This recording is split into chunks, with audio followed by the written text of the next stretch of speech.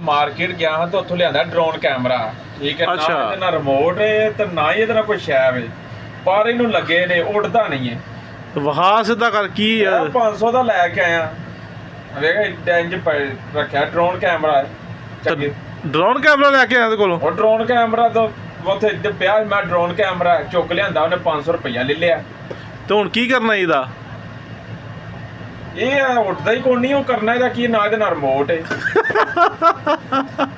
ਰਾਸ ਦੇ ਅੱਗੋਂ ਹੱਸਣਾ ਕੀ ਹੈ? ਕੋਈ ਸ਼ਦਾਈਆ ਬੰਦੇ ਆ, ਇਹਨੂੰ ਸਿੱਧਾ ਕਰੇ ਨਾ ਇੱਕ ਮਿੰਟ। ਸ਼ਦਾਈ ਹਾਂ ਓਏ, ਇਹ ਜਿਹੜਾ ਤੂੰ ਡਰੋਨ ਕੈਮਰਾ ਲੈਂਦਾ ਨਾ, ਉਹ ਮੇਰਾ ਬਹੂ ਇਹ ਤੇ ਲੱਗਦਾ ਟੋਇਲਟ ਦੇ ਵਿੱਚ ਲੋਕ ਜਿਹੜੇ ਬਾਹਰ ਵਾਹ ਸੁੱਟਦੇ ਨੇ, ਇਹ ਜਿਹੜੀ ਵਾਹ ਸੁੱਟੀ ਜਾਂਦੀ ਨਾ ਬਾਹਰ, ਇਹ ਉਹ ਡਰੋਨ ਕੈਮਰਾ ਨਹੀਂ ਹੈ। ਇਹ ਫੈਨ ਹੈ ਜਿਹੜਾ ਟੋਇਲਟ ਚ ਲਾਉਂਦੇ ਨੇ ਲੋਕ, ਕਿਚਨ ਚ ਲਾਉਂਦੇ ਨੇ ਵਾਹ ਬਾਹਰ ਕੱਢਣ ਵਾਸਤੇ, ਸੇਕ ਬਾਹਰ ਕੱਢਣ ਵਾਸਤੇ। ਮੈਨੂੰ 500 ਰੁਪਇਆ ਮੈਂ ਉੱਥੇ ਦੇ ਆਇਆ, ਤਾਂ ਤੈਨੂੰ ਨਹੀਂ ਪਤਾ ਲੱਗਦਾ ਕਿ ਉਹਦੇ ਨਾਲ ਕੈਮਰੇ ਲੱਗੇ ਹੁੰਦੇ ਨੇ, ਤੇ ਤੈਨੂੰ 500 ਦਾ ਡਰੋਨ ਕੈਮਰਾ ਕਿਹੜਾ ਬੰਦਾ ਦੇਗਾ?